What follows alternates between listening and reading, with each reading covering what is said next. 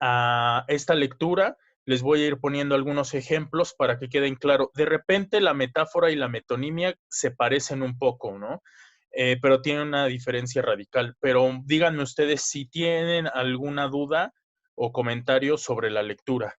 Ajá, la metáfora y la metonimia sí se parecen un poco. Es que no entendí, o sea, en sí lo que explica la lectura en sí, Ajá. tal cual cito textualmente como explica ahí en las primeras partes de la lectura, explica que la metonimia comprende a un ejemplo individual, o sea, es lo que representa la categoría general relacionada con esta.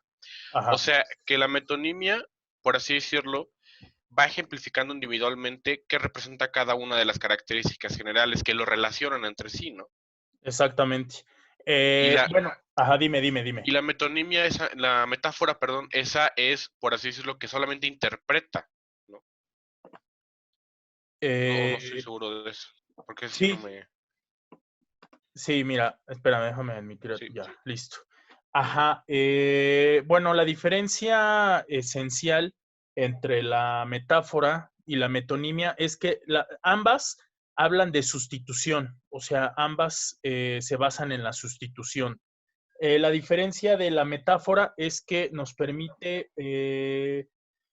transformar, ¿no? O sustituir el significado de una cosa por el significado de otra. Las metáforas más comunes son las metáforas literarias. Por ejemplo, no sé, el cielo está lleno de algodones blancos, ¿no? O sea, estamos sustituyendo las nubes por los algodones blancos. Es decir, incluso aunque no estén familiarizados, es decir, aunque no pertenezcan al mismo orden de significativo, pueden ser sustituidas. Es decir, la metáfora se basa en la sustitución por similitud. Finalmente, en el ejemplo que les puse de las nubes blancas que parecen algodón, se asemejan al algodón que nosotros utilizamos, por ejemplo, para hacer curaciones, para hacer limpieza, etcétera, etcétera.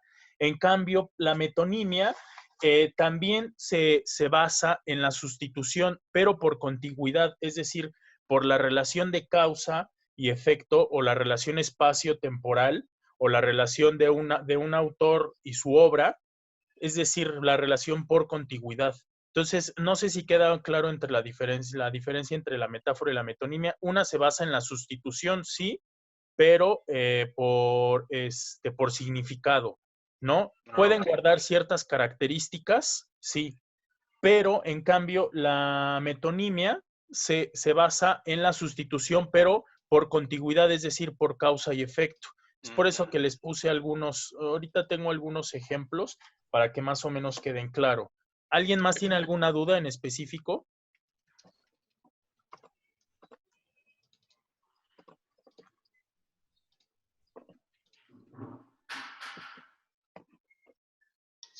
Sobre la sinécdoque, creo que era, Ajá.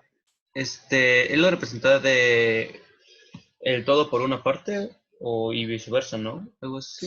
Sí, sí, digamos que el concepto de sinécdoque está relacionado con la metonimia, es decir, también se habla de una sustitución, pero esta sustitución, digamos, es más directa. No necesariamente es causa y efecto, sino la sinécdoque se basa en la sustitución del todo por una de sus partes. Igual tengo ahí por un ejemplo que ahorita les voy a poner.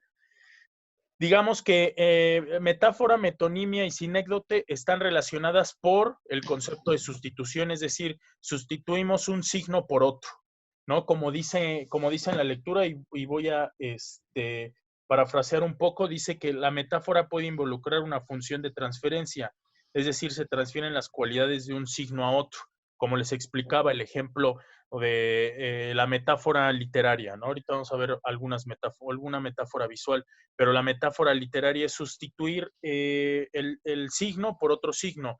En el caso de decir, el cielo está lleno de algodones, ¿no? Es un ejemplo como muy común.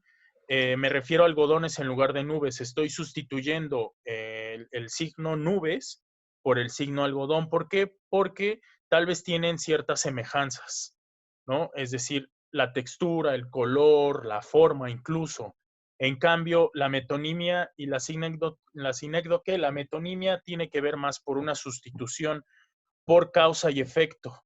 Es una realidad que se expresa por medio de otra porque guardan cierta relación o semejanza, pero son de un orden distinto, o sea, de un orden de significados distinto. En este caso, en esta publicidad de unos chicles Trident, ¿qué es lo que sustituyen? Sustituyen las cerdas del cepillo dental por las pastillas del chicle.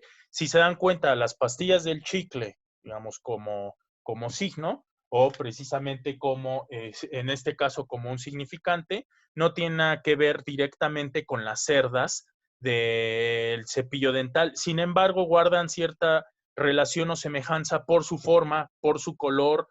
Esta publicidad hecha a mano de la metonimia en el sentido de que, aunque sea una persona que desconozca la historia del fútbol, sí tiene ciertas concepciones de causa y efecto, ¿no? Adidas lo que hace con su anclaje de Making History, dice World Records Goals in a Year, es decir, los jugadores que han marcado, que han hecho historia.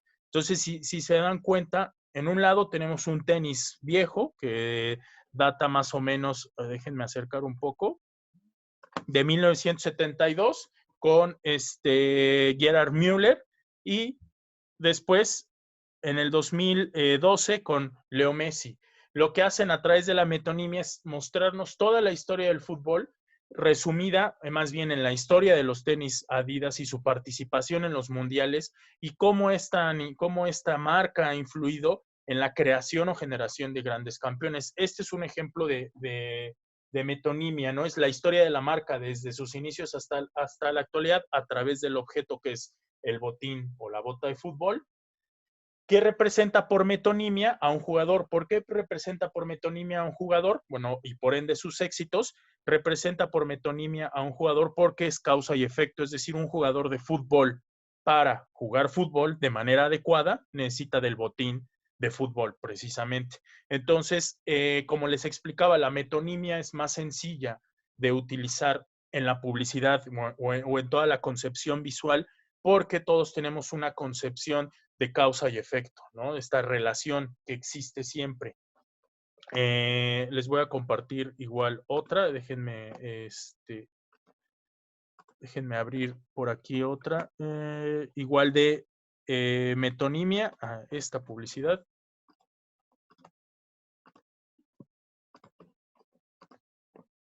Es lo mismo, ¿no? Esta publicidad de Bimbo. ¿Qué es lo que representa? Bueno, es la metonimia nos la ofrece el eslogan. Bueno, el eslogan es el anclaje, ¿no? El pan hecho con leche, el icono de Bimbo, que ya es como conocido, al menos en México, ya casi por la mayoría. Y aquí nos explican que el pan se hornea con un elemento importante que es la leche, ¿no? Y aparece fluyendo la leche junto con el pan. Entonces, si se dan cuenta aquí, no hay una metáfora. Al contrario, hay una metonimia, es decir, hay relación causa y efecto, ¿no? O una relación de causalidad, es decir, el pan está hecho con leche, ¿no? La leche provoca que se pueda generar un pan con estas características y bueno, quien lo vende es Bimbo. Entonces, este es un ejemplo también de metonimia visual. Si se dan cuenta, es como la metonimia visual es la que prevalece en la generación tanto de la publicidad como lo que explicaba un poquito la lectura, como en el cine, ¿no? Ya cuando veamos las relaciones paradigmáticas y sintagmáticas, vamos a entrar un poco más en la cuestión del cine o de la imagen en movimiento. Pero sí es importante que vean cómo la mayoría de la imagen, tanto publicitaria como la que se genera en el ideario cultural, tiene que ver mucho con la metonimia. La metáfora también, el problema de la metáfora es que debe de haber cierta familiaridad entre los conceptos que estamos comparando. Es decir, por eso la metáfora es un recurso retórico que se utiliza de manera muy común en la poesía, ¿no? Y para leer poesía se requiere de cierta sensibilidad o cierto conocimiento. ¿Por qué? Porque la metáfora requiere como un análisis un poco más profundo, ¿no? De estas relaciones, de lo familiar y de lo no familiar. Como les explicaba, bueno, aquí hay otro ejemplo de metonimia visual, que es lo de la botella, ¿no? O sea, la botella, la salsa capsu está hecha de jitomate, entonces este es un ejemplo que algunos de ustedes utilizaron para el ejercicio de connotación y denotación. Y si se dan cuenta, ahorita que estamos analizando un poco la metonimia, la metáfora, ahorita les voy a poner un ejemplo de sinécdoque, estas forman parte de los aspectos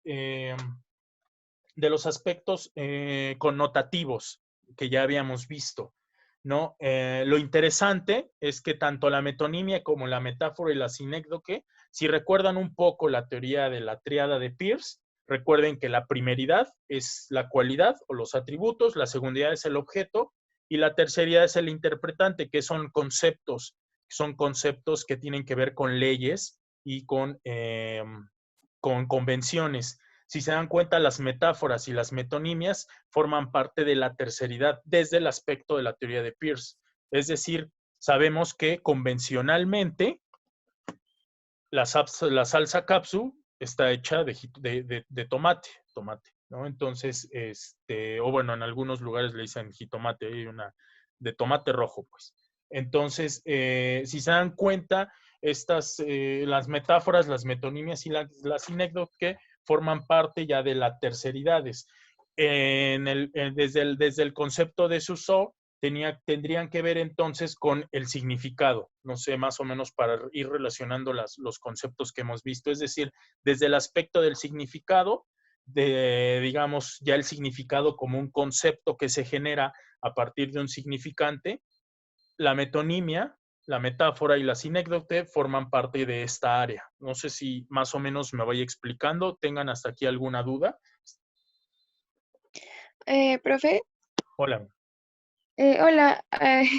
A mí sí, o sea, me confundió un poco la publicidad de Bimbo. Sí. O sea, sí entendí como que en la lectura sí decían como que la metonimia era, por ejemplo, cuando una madre representaba la maternidad o una maternidad de la madre, ¿no? Ajá. Entonces no entiendo muy bien cómo funciona la leche con el pan, así poniéndolo como en palabras como de la lectura. O sea, Ajá. no entiendo qué tiene, como cómo es la relación entre la leche y el pan. Aquí la relación está anclada precisamente por lo que ya habíamos visto un poco del anclaje en los sentidos connotativo y denotativo. Es decir, sin perder de vista el sentido connotativo y denotativo de esta imagen y el anclaje, el pan hecho con leche Bimbo, la relación de la metonimia tiene que ver, en este caso, como les explicaba, por causa y efecto. Es decir, un pan Bimbo hecho con leche necesariamente por efecto, tendría que estar hecho de leche. Entonces, lo que hace con la metonimia visual en este caso es reforzar ese concepto de que es un pan que tiene mucha leche. Incluso en la parte de abajo dice pan blanco Bimbo contiene 5.3% de leche. En realidad no es tanta leche, pero es, digamos que mucha leche para un pan. Entonces, aquí, en los términos de la lectura, cuando dice lo que una madre se relaciona con la maternidad, es decir, causa y efecto. Una madre es madre gracias a la maternidad y la maternidad se genera gracias a alguien que es una mujer que es madre.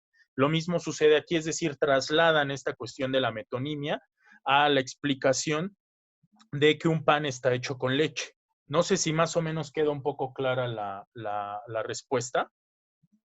Sí, profe, gracias. ¿Sí? ¿Segura? ¿Segura? Sí. Perfecto. Entonces, más o menos, sí, como un poquito en el aspecto de la lectura, con lo que trato de hacer con estos ejemplos es como aterrizar un poco la lectura en unas cuestiones más simplificadas, ¿no? En este caso, de la imagen. Vean este otro ejemplo de metonimia visual. Esto es la sinécdoque visual. ¿Qué es aquí por qué es la sinécdoque visual? Recuerden que la sinécdoque va a sustituir, de acuerdo también a la lectura, va a sustituir o designar a un todo por sus partes, ¿no? Se sustituye el concepto por una parte de él. En esta portada de National Geographic lo que pasa es que utilizan solo la Torre Eiffel, una parte de toda la gran ciudad de París, para representar en sí a París. Entonces, un poquito la sinécdoque, como ya también les había explicado con la publicidad de los Ray-Ban, más o menos funciona así, representar a un todo por sus partes, ¿no? Y es un recurso también bastante utilizado tanto en lo editorial como en la publicidad, en lo visual. Recuerden que todas estas figuras retóricas nacen de la literatura, o bueno, más se estudian en la literatura precisamente como la semiótica, ¿no? Al principio es una teoría que tiene que ver con la lingüística. Sin embargo, al trasladarlo a lo visual, que es lo que estamos ya haciendo ese puente, y es lo que venimos haciendo, podemos encontrar estos ejemplos aplicados a estas figuras retóricas. Obviamente hay más figuras retóricas que se aplican a la publicidad y a la imagen en sí, ¿no? Pero creo que las más importantes y la que tienen mucha relación con lo que hemos estado viendo de connotación y denotación son precisamente estas, ¿vale? Aquí hay esta publicidad es un poquito más explícita, incluso explora un poco lo sexual, que es como lo que precisamente habíamos visto o como se había leído en la lectura que les dejé, en la pequeña lectura que les dejé. Ven que al final viene una parte de la novela de David Lodge, en donde discuten un poco sobre un anuncio de unos cigarros que se llaman Silk Cut, ¿no? Corte de seda. Entonces, más o menos, esta imagen aplica lo mismo. Si se dan cuenta, lo que podemos identificar ahí es una lengua, o sea, al parecer es una lengua. Esto es una publicidad de unos embutidos españoles, si no mal recuerdo, que se llama Príncipe. Entonces, si se dan cuenta, en la cápsula parece una lengua y al parecer está lamiendo la salchicha. Entonces, esto en realidad sí es es una publicidad excesiva que apela directamente a lo sexual, pues, ¿no? Y tiene que ver también con un efecto, tiene que ver con causa y efecto. ¿Por qué me refiero a causa y efecto? Porque convencionalmente la cápsula se aplica para preparar hot dogs o para preparar la salchicha, ¿no? O es un aderezo, la cápsula es un aderezo o una salsa que por lo general se relaciona con el hot dog, con la salchicha, con un perro caliente, etcétera, etcétera, etcétera. Entonces, bueno, aquí el uso de la metonimia también tiene un grado de metáfora, pero lo que predomina es la metonimia de la relación causa y efecto, que también en un sentido más explícito tendría que ver con una cuestión sexual, ¿no? De causa y efecto. Entonces, no sé si queda un poco claro, esta publicidad sí es como, digamos, como más fuerte, pero se echa mano de la metonimia para un poco explicar o enviar un mensaje. Una metáfora visual muy utilizada, un poquito para ir redundando y cerrando este tema de la metáfora, es, por ejemplo, la sustitución de una idea por un foquito que se enciende. O sea, si se dan cuenta, en realidad el foco que se enciende no está directamente relacionado con una idea. Sin embargo, históricamente se ha hecho esta sustitución, ¿no? Recuerden que estamos hablando de sustitución por características. ¿Cuál sería la mejor la característica? No causal, sino por ciertas características. Cuando se nos ocurre una idea, se nos ocurre de manera inmediata. Entonces, cuando prendemos un foco, se prende de manera inmediata. Digamos que ahí radicaría como la similitud o semejanza entre estos dos signos, ¿no? Incluso podría decir entre estos signos icónicos, tanto un foco prendiéndose como cuando tenemos una idea que se representa con esta nubecita. Entonces, ahí es donde se genera una metáfora visual, que yo creo que es la metáfora visual más utilizada desde siempre, ¿no? Y cuando se nos ocurre una idea es, se te prendió el foco. Es una metáfora visual, ¿vale? Otro ejemplo de metonimia, como ya les explicaba, designar una cosa o idea con el nombre de otra, en el cual existe una relación de dependencia o causalidad. En este caso, ¿cuál es la dependencia de relación o causalidad? Bueno, es una lengua que tiene una forma de fresa, porque probó Fanta que está hecha de fresa, entonces se nos queda el sabor fresa, ¿no?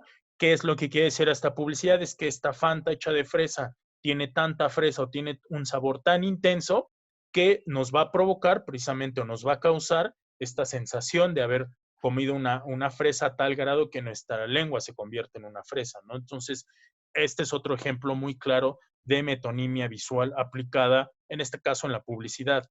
Este sinécdoque ya se la... por ejemplo, el caso de LG y el caso de este logo está muy interesante, están más relacionados con la sinécdoque. ¿Por qué con la sinécdoque? Porque a pesar de ser un logotipo, está formado por ciertas partes, es decir, ahí existe una totalidad formada por ciertas partes. Solo se retoman estas partes. Si se dan cuenta, este club de golf se llama Spartan o Espartano, y lo que podemos ver en este logotipo es ciertos elementos que conforman lo que se conoce como un espartano, es decir, lo relativo a su casco, lo relativo a su rostro, ¿no? Y sin embargo, si nos damos cuenta, podemos ver a un jugador de golf que está justamente después de hacer un sprint con el palo de golf. Entonces, si nos damos cuenta, se está utilizando la sinécdoque, es decir, utilizar partes de un todo para generar un logotipo en el cual podemos tanto ver a un espartano como ver a un jugador de golf. Este tipo de iconografía o de logotipia está relacionado con la teoría de la Gestalt. La teoría de la Gestalt es una teoría psicológica que abunda sobre la percepción. Aquí lo que podemos, en la teoría de la Gestalt, bueno, una de sus tantas leyes señala que tenemos la capacidad de percibir o de darle interpretación, múltiples interpretaciones a algo. Es por eso que se logra este efecto visual de ver a un espartano, porque está conformado por varias de sus partes que integran un todo, y también podemos ver a la silueta de un jugador de golf, ¿no? Entonces es muy interesante cómo funciona. Lo mismo pasa con el logotipo de LG, ¿no? La L y la G precisamente conforman un rostro, ¿no? Que al parecer está sonriendo. Más o menos lo mismo sucede. No tendremos que ver un rostro, es decir, un rostro es universal, ¿no? Sin embargo, está conformado la nariz por la L y la G por la sonrisa y parte del rostro. Es decir, también este es un ejemplo de sinécdoque, porque estamos utilizando partes de un todo. De hecho, también en ese del Jeepard dicen que se parece al Pac-Man. A Pac-Man, exactamente. Y ahí, por ejemplo, ya estás haciendo referencia a otro concepto, otro ícono cultural, ¿no? Otro ícono cultural que tiene que ver desde los años 80 a la fecha, ¿no? Que es Pac-Man. O sea, la mayoría de la gente, incluso las nuevas generaciones, conocen Pac-Man.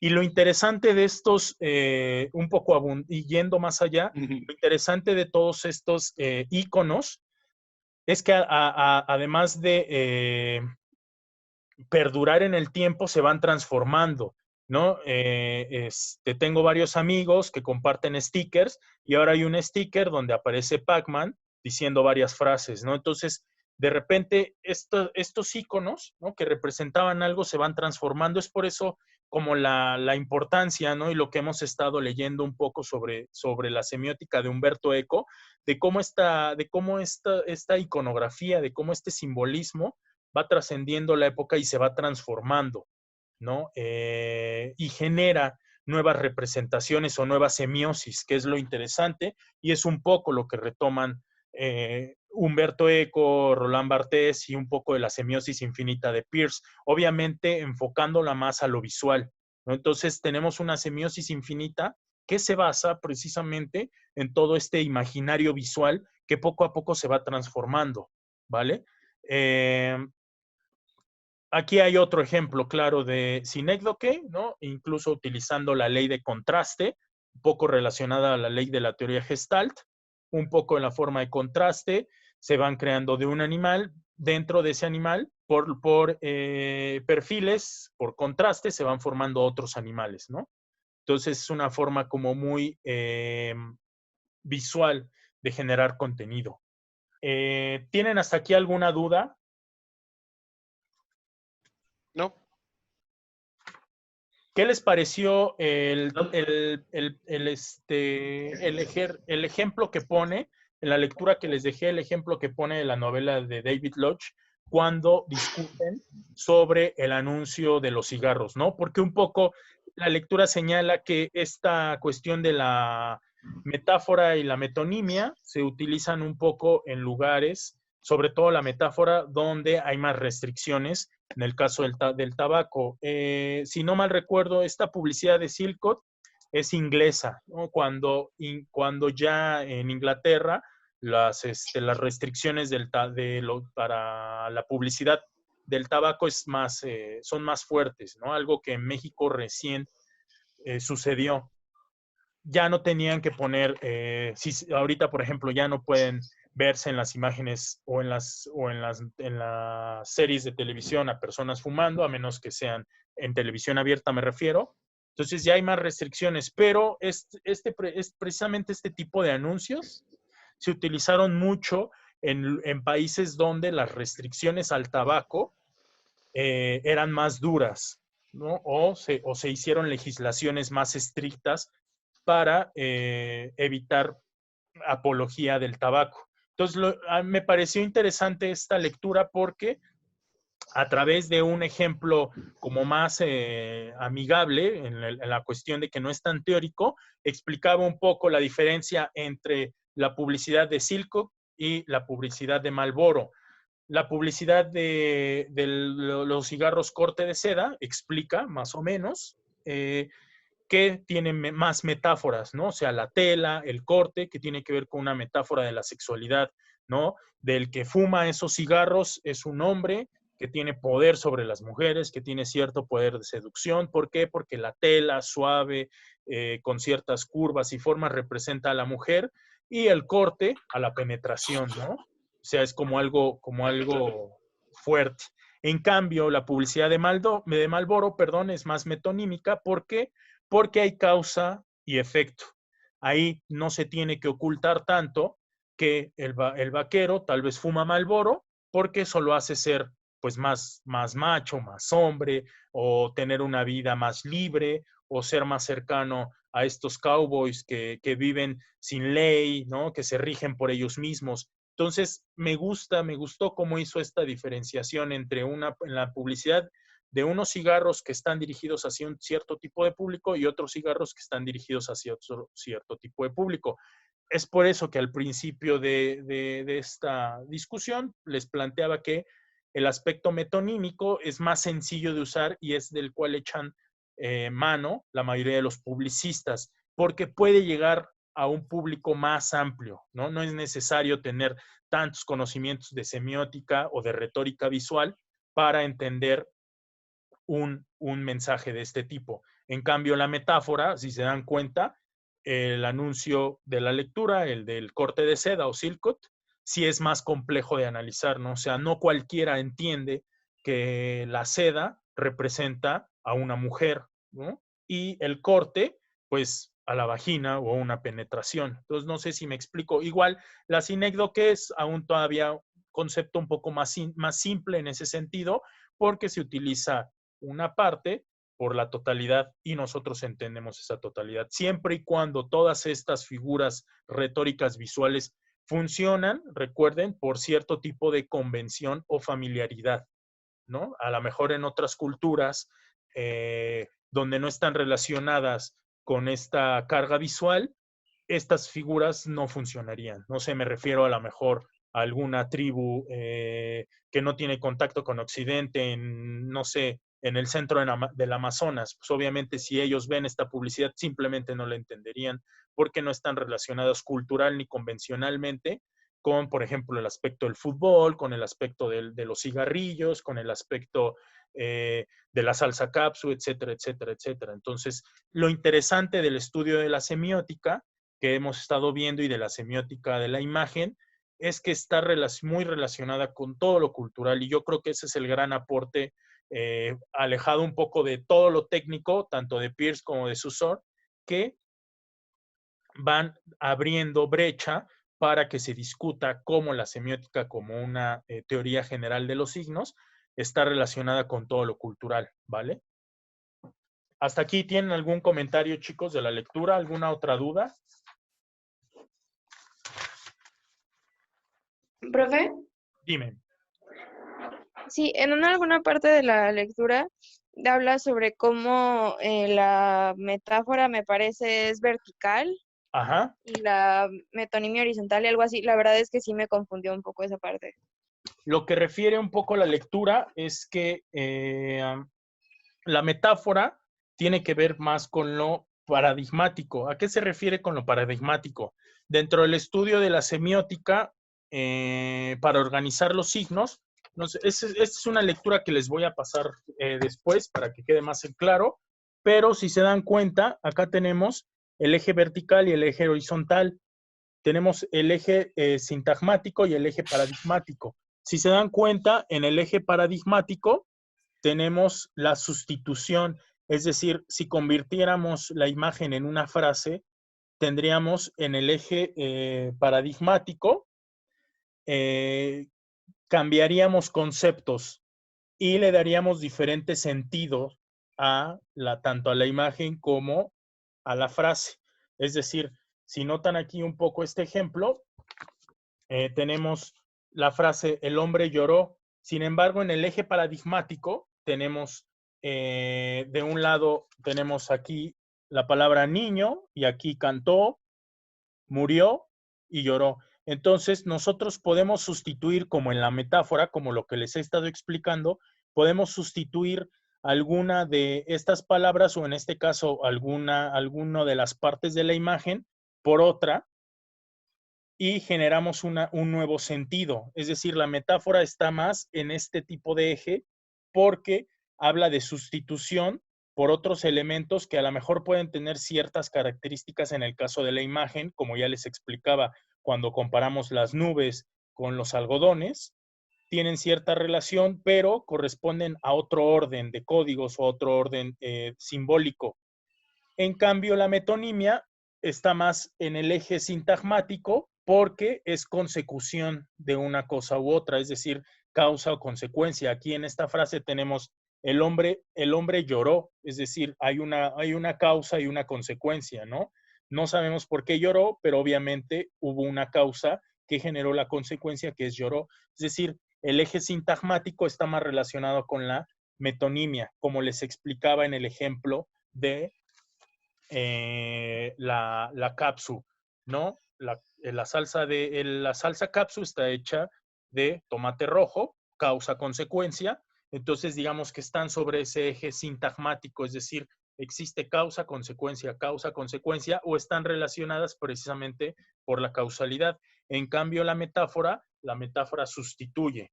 Recuerden que ambas figuras se basan en la sustitución, pero la metáfora se basa en la sustitución